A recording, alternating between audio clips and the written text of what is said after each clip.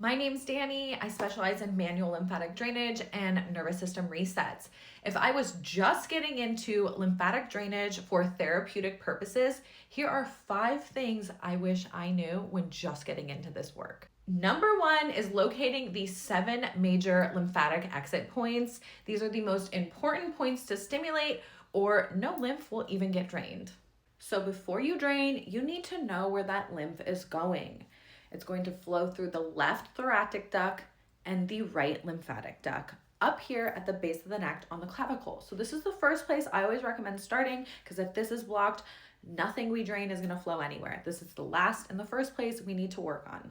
So touch matters. We are not pressing into the skin. We are simply stretching the skin downwards towards the heart. So you can just do 5 to 6 to 10 pulls here, just watching my beauty mark, gently relieving tension.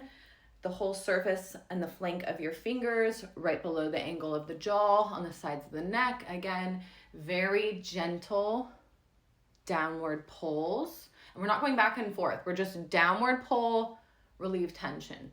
Downward pull, relieve tension. Again, 5 to 10 times. We're gonna go ET hands, 2 fingers behind the ear, 2 fingers in front. Pick a way you want to go in circles and end with a downward pull. You can go forward or backward.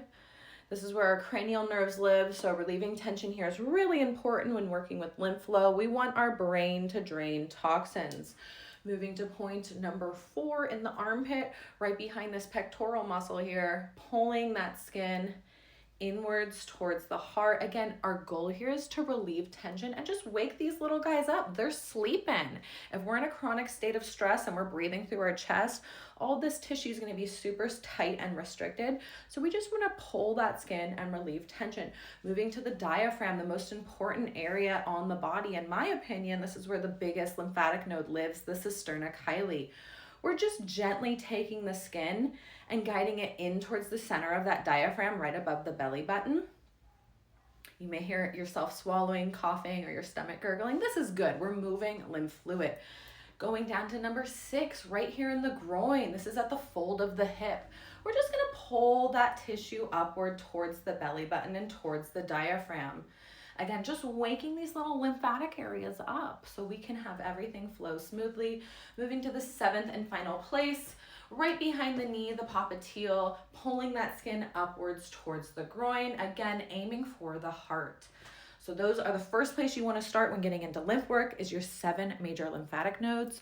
Don't skip those or you're not reaping any of the benefits. The second thing we need to focus on when getting into manual lymphatic drainage for therapeutic reasons is working from proximal to distal. And all that means is, in relation to those 7 lymphatic nodes, we are working from that lymphatic point further down the body. So if I want to drain my hand or my arm, I will not start at the base of that extremity. I will start closest to that major lymphatic cluster, working my way down to the end point. Just like if we're going to drain the face, we start at the neck and we pull the fluid from the head and the face down towards this lymphatic cluster. So direction and pathway matters to get optimal results. Point number 3 you need to focus on is touch. This is almost the most important. Technique does matter. These lymphatic vessels live right below the surface. That's why you look puffy when you wake up in the morning.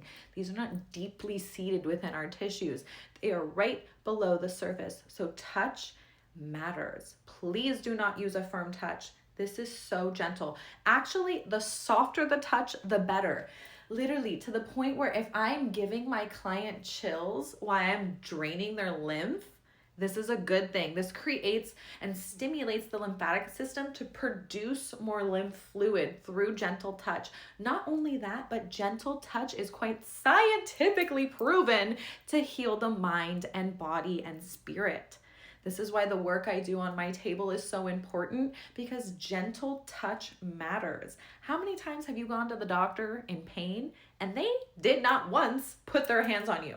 They did not touch your tight neck. They did not feel your shoulders. They did not feel tension around your rib cage when you're taking a deep breath. Touch matters. So please be gentle with any kind of lymph work. Even if you're using brushes or a gua sha, please be gentle. It is tiny, little skin stretches, little baby skin stretches, as if you are sleeping or a child is sleeping and you don't want to wake them. And then light little brush strokes, very gentle. It's silly, but please go soft. Touch does matter. Number 4 thing we need to focus on when getting into manual lymphatic drainage and nervous system work is following the flow of anatomy. What do I mean by that? This is kind of connected to number 3 with following the pathway, but we need to understand that our arms will both drain to our axillary areas here in the armpits, that our gut will all drain to the cisterna chyli, and our legs will drain to these inguinal areas. So pulling fluid in those regions of our body towards these major points, it matters. Things will not drain literally at all if we are not pulling fluid into those 3 areas. So keep that in mind when working on even just your hands. Understand that this is going here, and then this is all going back to the heart and over the collarbone. So direction and pathway does make a difference. And number 5 is focusing on your body's natural pumps. Number 1 is going to be diaphragmic breathing. The diaphragm sits here, the cisterna chyli, the biggest lymph node in the body, sits right below it. When we diaphragmically breathe, it creates a pump system between the diaphragm and the pelvic floor. Lymph is all about a pressure system, and we can create that pressure system by properly diaphragmic breathing. That's number 1. Number 2 is movement, just daily movement. Walking, swinging your arms when you walk. I have plenty of videos up about quick lymphatic routines using Qigong in the morning, or vibrational movement by humming, or gurgling your mouthwash or salt water. And then our final one is nervous system regulation. Now, if you already have number 1 and number 2 down, you're probably regulating your nervous system pretty well. If you are deep diaphragmically breathing and getting out of the chest when you're breathing, that's going to help a ton regulating your nervous system. It takes tension off the diaphragm, which takes tension off that vagal nerve, which is in charge of keeping you in a parasympathetic rest and digest safe state. So diaphragmic breathing alone will just help so much regulate your nervous system and help reduce anxiety and stress. Number 2, just daily movement. Get outside, guys. Go get some vitamin D. If you're somewhere where it's winter, try to get some UV light on you. Go outside anyways. Be in nature. Move your body. Again, lymph is a pump. It's a pressure system. Movement makes that lymph move. We gotta move, people. It helps your mood anyways.